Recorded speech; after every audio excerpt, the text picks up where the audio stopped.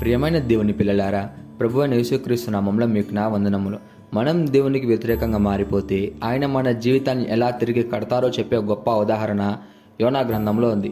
మనం పొరపాట్లు చేసినా దేవుడు మన చేతికి రెండో అవకాశం ఇచ్చే గొప్ప దేవుడు. ఈరోజు వాగ్దానంలో మనం ఆయన దయను చూసేందుకు సిద్ధమవుదాం. ఈరోజు దేవుని వాగ్దానము యోనా గ్రంథము 3వ అధ్యాయము 10వ వచనము.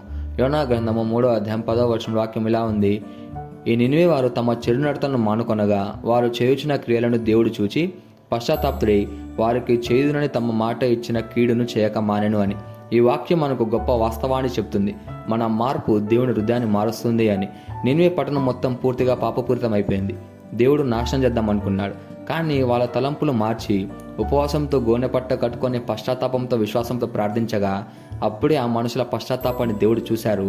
వారి మొరను ఆయన అంగీకరించాడు. దేవుడు తలంచిన అపాయాన్ని చేయలేదు.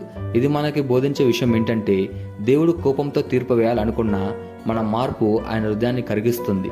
ఆయన మన మార్పును గౌరవిస్తాడు అని. అలాగే యోనా జీవితం కూడా ఇంకొక ప్రత్యక్ష ఉదాహరణ. యోనా దేవుని ఆజ్ఞకు విరుద్ధంగా పరిగెత్తాడు.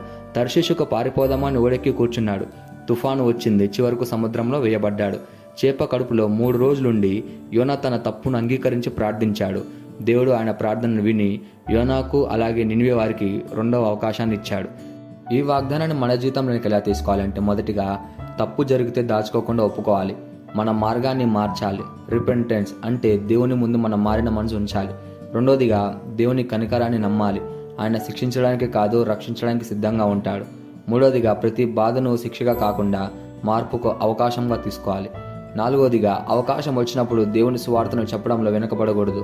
యోనా కూడా మొదటిగా పారిపోయాడు, కానీ చివరికి దేవుని మాటను వినిపించాడు. ఈ వాగ్దానాన్ని మనం స్వతంత్రించలాగునా మనం ప్రార్థన చేద్దాం. మమ్మల్ని మిక్కిలిగా ప్రేమించిన ప్రియా పరలోకపు తండ్రి, నీకే కృతజ్ఞతాస్తుతులు వందనాలు చెల్లించుకుంటున్నాం ప్రభువా. ఈరోజు యోనా గ్రంథం ద్వారా నువ్వు మాతో గొప్ప వాగ్దానాన్ని చెప్పినందుకు నీకే కృతజ్ఞతలు చెల్లించుకుంటున్నాం.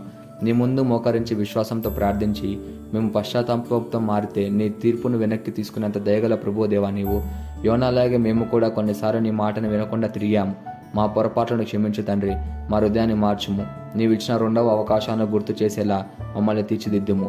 నీవు మాతో ఉన్నావని తెలుసుకొని నీ సేవలో విశ్వాసంగా నిలబడి ఉండులాగున ప్రార్థిస్తూ యేసుక్రీస్తు నామములో అడుగుచున్నాము తండ్రి. ఆమెన్.